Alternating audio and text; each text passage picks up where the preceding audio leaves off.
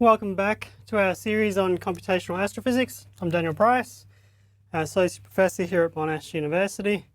We're into our second part of this course now. We're talking about magnetohydrodynamics. And in the last lecture I gave some basic introduction to the equations of magnetohydrodynamics. So we started with Maxwell's equations and we derived a kind of field equation or evolution equation for the magnetic field given the velocity of the fluid which is charged and moving. And we wrote down our fluid equations with an extra term, which was the Lorentz force. So today we're going to talk about waves in ideal MHD. Or in other words, we're going to try and solve our equations for, again, the simplest case, which is for like a linear perturbation. So we consider, again, so when we say ideal MHD, so ideal magnetohydrodynamics,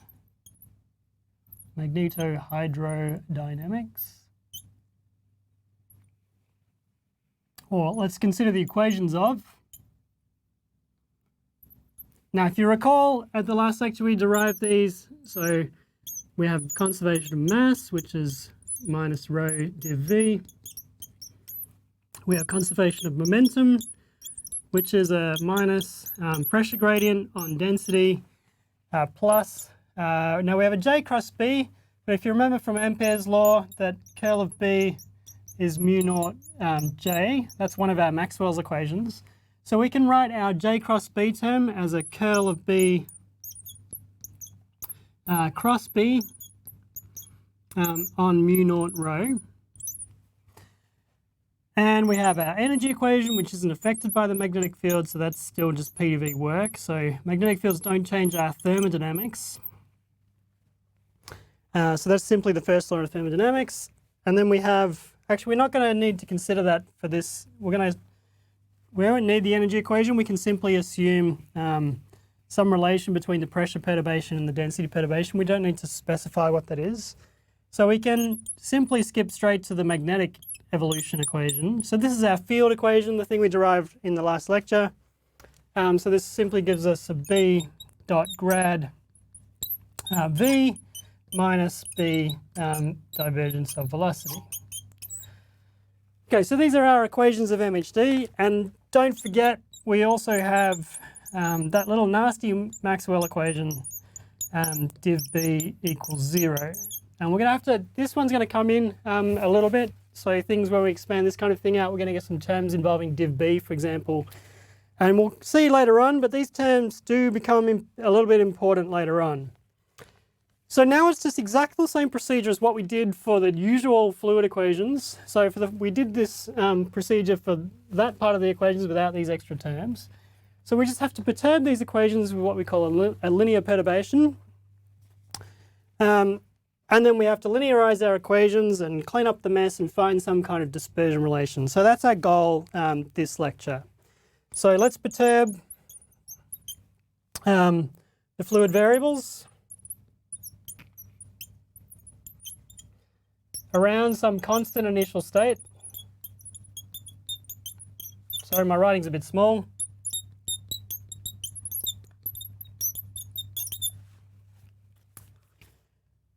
All right, something like the following. So, for example, density is some constant density plus a small perturbation. Velocity, we'll take the initial state to be at rest, so we'll just make that a velocity perturbation. Magnetic field we need to perturb as well. So that's a background magnetic field plus a perturbation to the magnetic field. And we're going to see how perturbations to the magnetic field travel. And you'll see later on that's going to give us a new kind of wave. So you can already imagine that you might have a kind of wave which is a perturbation to the magnetic field that travels along the magnetic field lines. And then simply, same as what we did for the equations of hydrodynamics, we can simply assume, so this is almost by definition of this, this speed, we're going to assume that the pressure perturbation and the density perturbation are related by some constant. Okay, so you've been here before. We simply need to now linearize these equations. So let's try and linearize them over here. So this is going to give us, now the d dt basically all of the, we have to be careful about this term.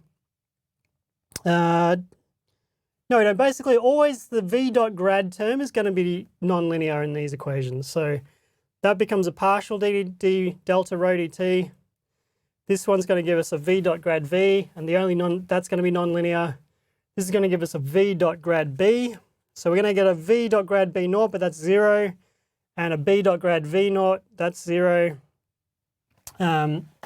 So we're going to get a v dot grad delta b, but that's nonlinear. So basically all the terms on the left-hand side are just going to give us d delta thing dt.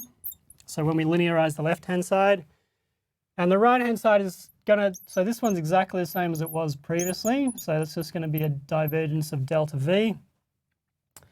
So linearized version of this equation, we're going to get a d delta v dt. This one gives us a sound speed naught grad delta rho on rho naught, if you remember. Oh, well, that's, you can consider again putting the density up on the left and then thinking about the perturbation. So if you think about this being a rho naught plus delta rho and think about the density not being here on the right-hand side, then basically the delta rho terms are all going to be nonlinear and you're just going to be left with the rho naught. So then the rho naught can go back down underneath. So that's effectively what I've just done here.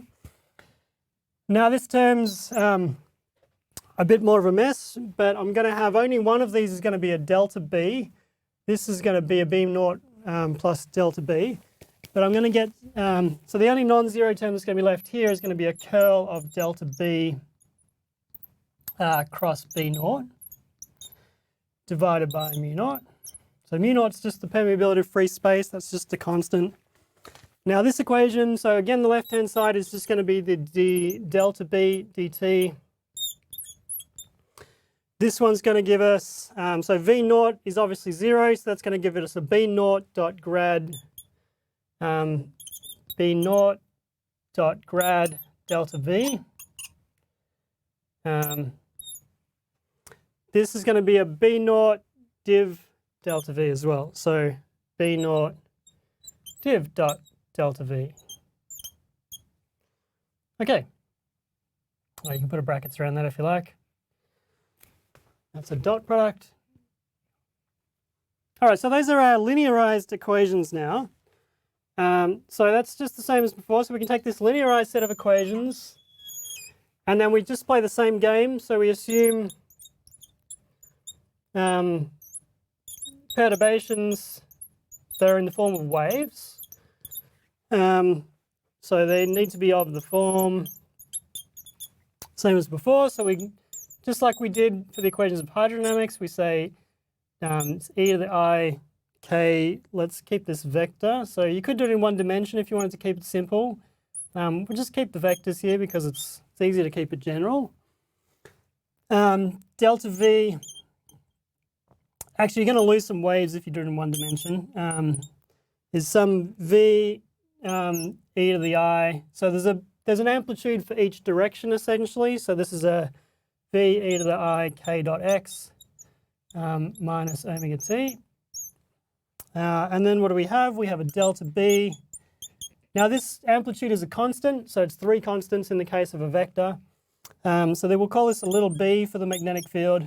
So it's just the amplitude of the perturbation in the magnetic field. And this is an e to the I k dot x minus omega t. So it's exactly the same as before, except we've just added this extra assumption on the magnetic field that the magnetic perturbation is assumed to be in this form.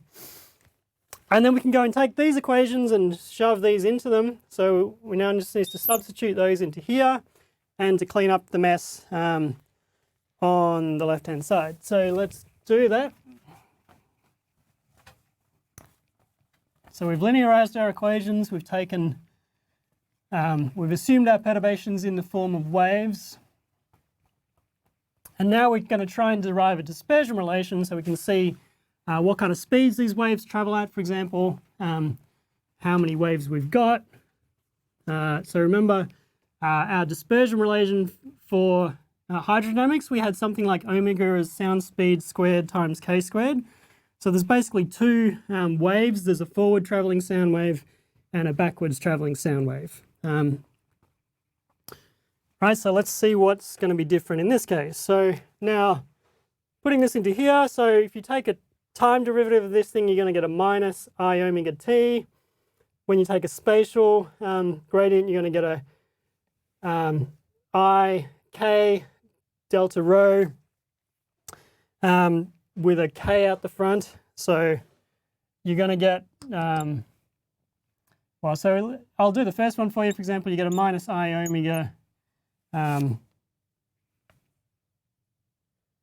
minus I omega delta rho, I guess. What's the right way to think about this? Sure. So let's just do it more slowly then. Let's say d delta rho dt. This gives us a minus I omega delta rho. And div dot delta v is going to give us a divergence of this one, is going to give us a v dot k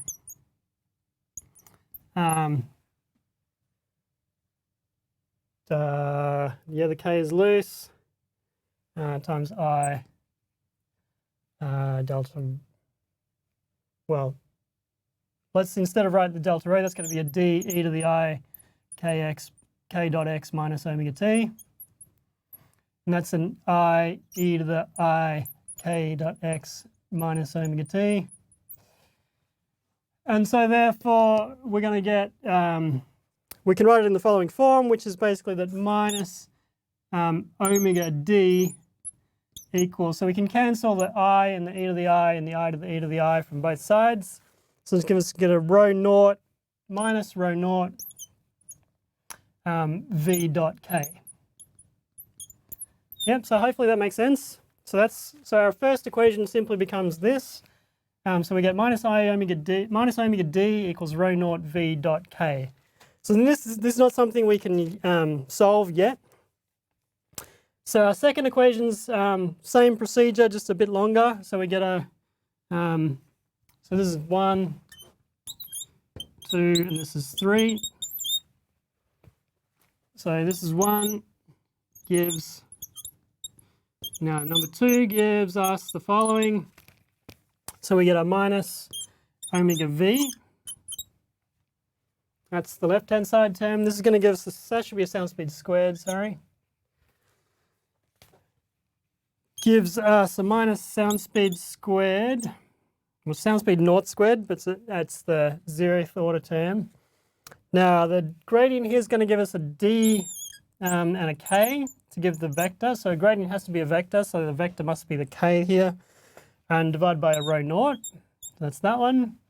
This term is going to give us, so it's better if we expand this curl over curl out. So if we think about what this is going to give us, so the curl of the curl cross B naught is going to give us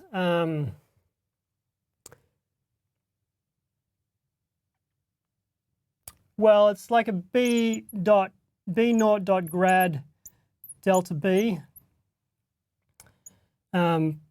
plus b naught div dot delta b.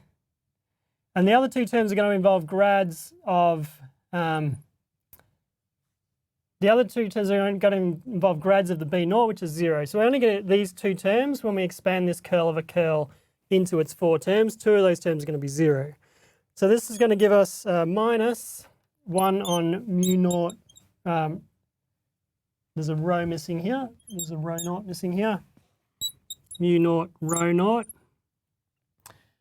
Then we're going to get this kind of thing. So when we take the gradient of delta b, we're going to get just a b at the front. And so we're going to go, the vector's got to go with the delta b here. So that's going to give us a k. So that's going to give us a b naught dot b with a loose k. And the other term, which should be a minus, why should it be a minus? Yes. This is a minus. This is going to give us a minus, that's going to be a b naught dot k with a b as the loose vector. I mean, essentially that's the only combination of these things we could possibly end up with anyway. So that's our equation 2. And equation 3 is the same kind of thing. So we're going to get minus omega b equals, there's a b naught dot grad delta v. So that's going to be a v b naught dot k with a v loose. So that's a b naught dot k with a loose v. Plus, yep, minus. This one's going to give us a v dot k, and so give us just the same as like the div v here gave us a v dot k. So this gives us a b naught k dot v. All right, so that's our equation 3, gives us the following. All right, so now instead of our 1, 2, and 3, I'm just going to scrub out this definition so you can see things a bit more clearly. So we've got now just 3 equations for the perturbation amplitudes. Now these are just 3 simultaneous equations. So for the equations of hydrodynamics, we had just 2 of these, but now we have 3, and we simply need to solve these. So you can think of it like as a matrix problem. You've got to solve. It's just linear algebra now. We've got 3 equations for 3 unknowns, which are d, b, and v. So for example, let's do this as following. So using equation 1. So equation 1 we can rearrange for d, gives us a d equals rho naught v dot k on omega. And we can use this equation, and we can substitute for, using 3, let's rearrange for the b here. So we get a b equals minus b naught dot k v divided by omega.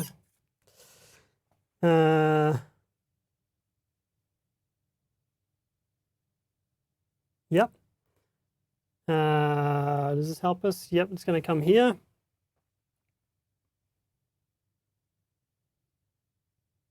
Yes.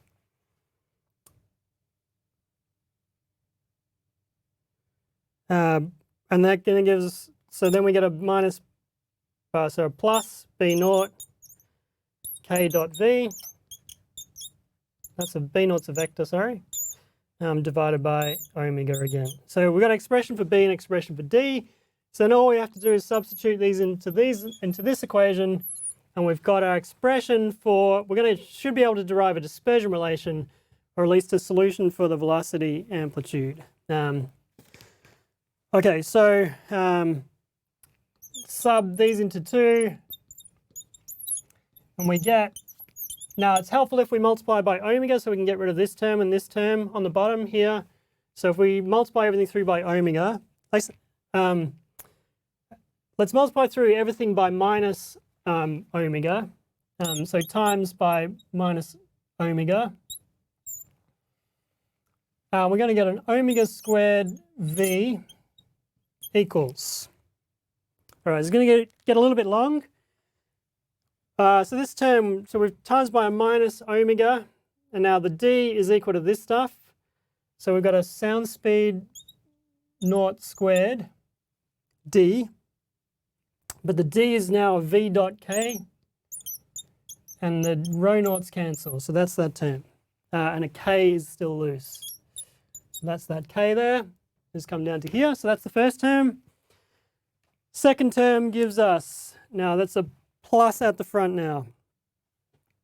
I'm going to do a little bit of cleaning up. Let's see. We've got a b naught dot b. So b naught dot this is going to give us a b naught dot k, b naught dot v. So this is going to give us a b naught dot v here. This is going to give us a b naught squared. This one is going to give us a b naught dot k, and then we're going to get a b naught dot k v and a b naught squared. So let's bring this b naught squared term out the front. That's going to be just helpful in a minute. So this b naught squared term is going to give us a plus b naught squared on mu naught rho naught v dot k k. Well, so that's helpful. And the reason I brought that out the front is because this term with the b naught squared k dot v, that's exactly like this term. So it's exactly like the sound speed. But you can see there's another quantity here which has the dimensions of a speed, but it involves the magnetic field. And we'll see in a minute that thing's called the Alfvén speed. Okay, and then what's left inside is the remaining, we've got 3 terms left inside here. So let's make some space.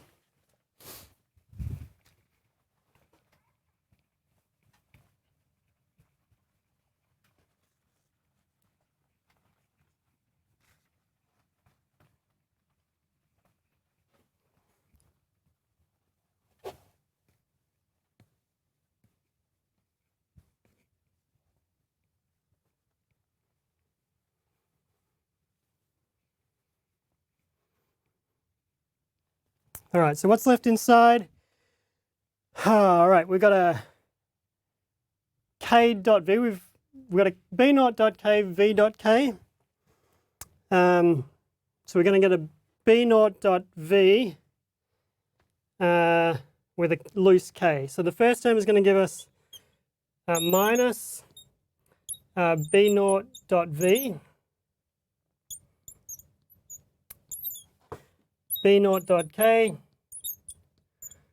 with a loose k. That's this term.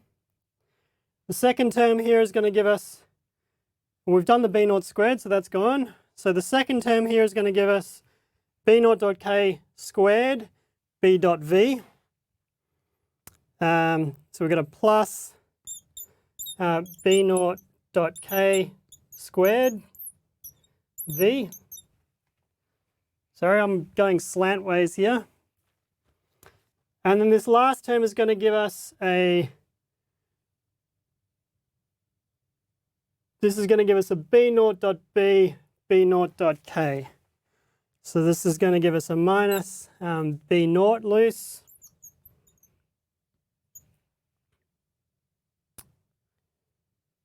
And that's going to give us a b naught dot k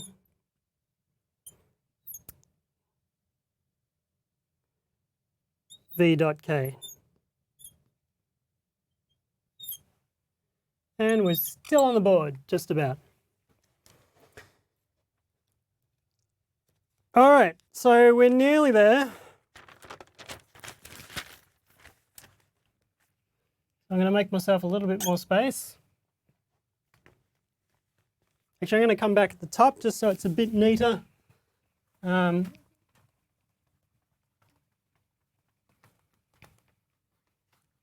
So we're still just cleaning these up. So we have, so I'm going to collect these two terms together because they're both a speed. So we get an omega squared v equals, now we get a sound speed plus b naught, remember sound speed here is a constant, plus b naught squared on mu naught rho v dot k k plus, now the common factor at the front of all this, we've got a b dot k in each of these terms, so we can bring a b dot k out the front. So we might as well bring a b naught dot k out the front on mu naught rho. Brackets, and then whatever's left. So we've got a, let's do this term first, b naught dot k squared. So that's a b naught dot k v minus b naught dot v k minus v dot k b naught.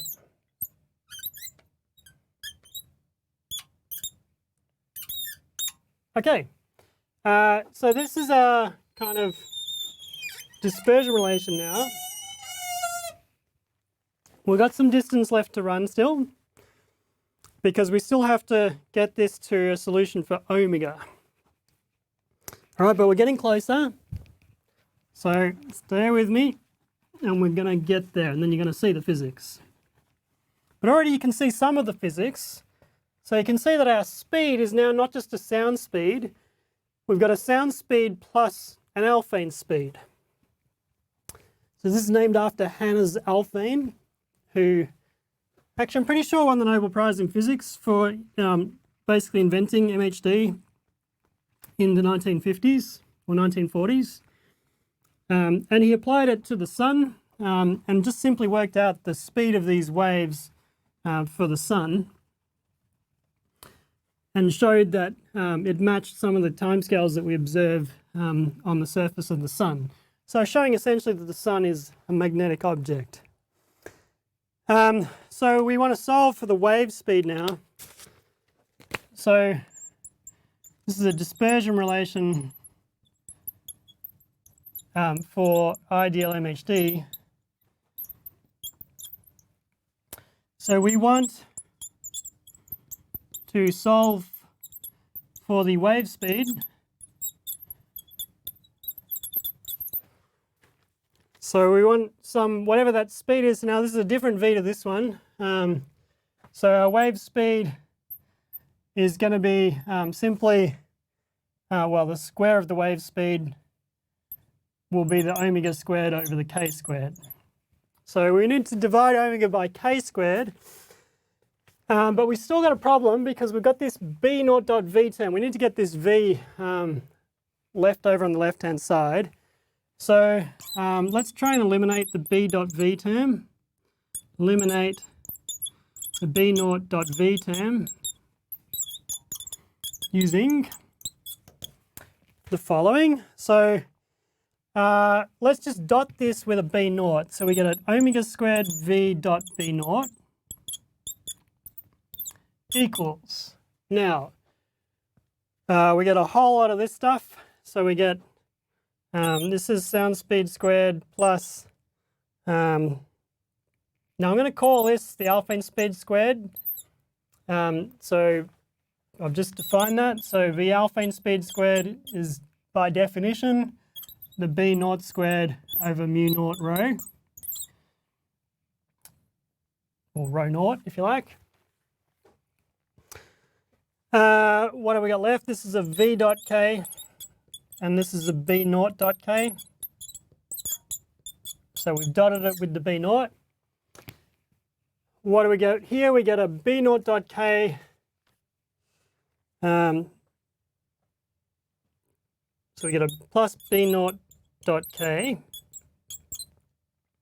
on mu naught rho. That's the term at the front, so let's leave that alone. So that's this term. And what's left inside? We get a b naught dot k v dot b naught. Well, let's call that a b naught dot v minus b naught dot v b naught dot k. So you can see that those terms immediately cancel.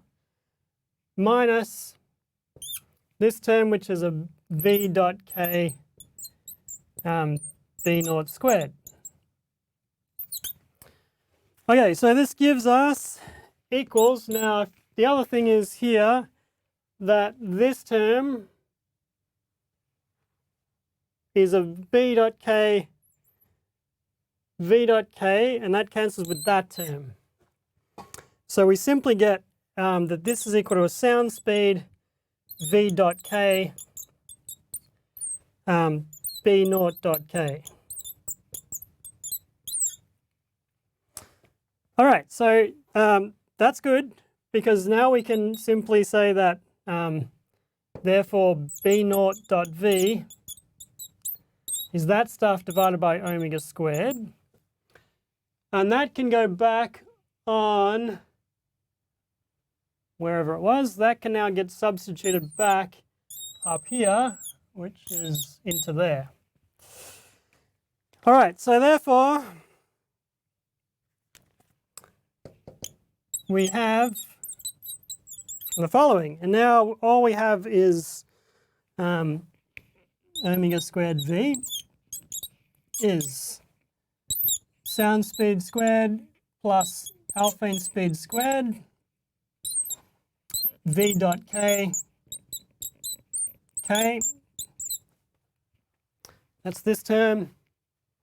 And all we have to do is substitute this bit into here, but we're going to get a b naught k at the front of everything, so it's going to be easier just to write a b naught dot k all squared divided by mu naught rho.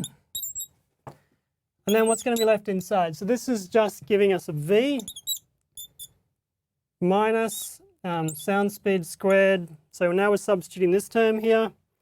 We get a, simply just get a, what do we get? Just the k is left. So the k gives the vector here. And then we get a v dot k, which is this term. The b naught k has gone out the front. And then that's divided by an omega squared. So we're getting closer to a dispersion relation that we can solve. V dot k on, now because I've taken a b naught dot k squared at the front, I have to divide by that here. And this gives me a b naught by itself. Okay, so we're closer. It's making a lovely noise. Now, let's see if we can see any kind of physics in this. So what's the way to make this whole thing simple? Well, if we dot with k, then a whole lot of things should happen for us. So for example, if we dot with k, this has got a v dot k, this has got a v dot k, this has got a v dot k, this has got a v dot k. A whole lot of things should cancel out. But I could also consider the situation where v is not dotted with k. So there's basically going to be two kinds of waves. You can't read that. So this admits two kinds of waves. So v dot k is like saying the wave is along the wave vector, the amplitude variation in the velocity is along the line of sight of the wave traveling.